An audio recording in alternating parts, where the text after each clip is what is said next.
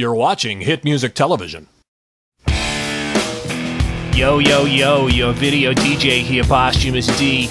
We're going to be serving up some tasty video hits in just a little bit, but first, this installment of What the Heck Happened?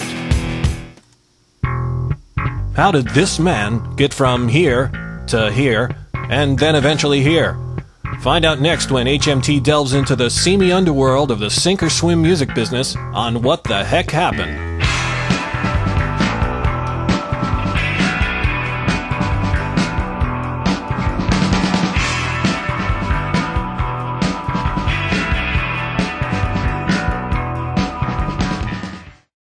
It's hard to believe that Martin Day, once one of pop's most beloved stars, started his journey to fame in this humble shotgun shack. A puzzling child, Martin's star quality was recognized early on. His memorable face became known the world over, a trademark for Gerber's line of Mexican foods for babies. From the very beginning, Martin found it hard fitting in. Growing up, he gravitated towards unusual clothing, with little regard for styles considered gender appropriate. Upon entering the military, Martin met his first love while playing with the Army band. It was the tuba. He lovingly referred to his instrument as Bertha, after legendary tubist Bertha Birthington. Upon his discharge from the service, he immediately joined a civilian musical group, and it wasn't long before they were in the recording studio. Death to Puppies cut their first album with little professional guidance or direction. Nevertheless, it was an instant success. Unfortunately, the other four members of the band were mostly in their late 80s or in poor physical health. Each of Martin's beloved bandmates expired before the group ever had a chance to hit the road. Martin was traumatized. His next project would be something altogether new. The Martin Day Tuba Quartet was something special. They were the planned headliners on the 1987 Monsters of Oompa tour. However, ticket sales were weak, and the extravaganza never made it to the first venue.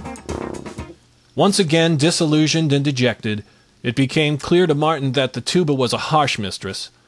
He decided it was time to try his hand at more conventional pop music. With his looks maturing, he decided it was time to get out from behind the tuba and let Bertha have a rest. Martin was introduced by a mutual acquaintance to ex-whammer Andrew Ridgeley in a London pub. The two hit it off immediately. Ridgeley was still without a project and looking to capture some of that old duet magic. The result was an ill-conceived collaboration with Day called Whack. The critical comparisons to Wham were unrelenting, and the two disbanded after several short months. Day continued to meander through his music career with a brief stop working as a computer systems analyst for industrial gas giant BOC. His interest in computers influences the naming of Martin's next gritty punk project, Control-Alt-Delete. Martin refers to this computer command as the single most valuable non-music related thing I know. It got me through some very tough times. Finally, Martin hooks up with Salt Solution. He gets another funny haircut, and the chemistry is magic. The band's smash release Arctic Frosties sells briskly over the internet, and the sensitive boy from the Shotgun Shack is finally an international star. Then, tragedy strikes at the peak of his musical career.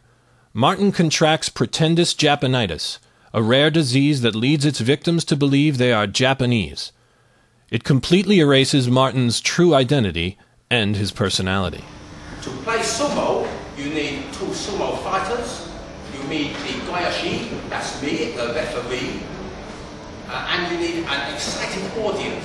And so the boy with dreams of musical stardom and roots as vexing as a tuba's spit valve spends his days watching people in fat suits knock each other down.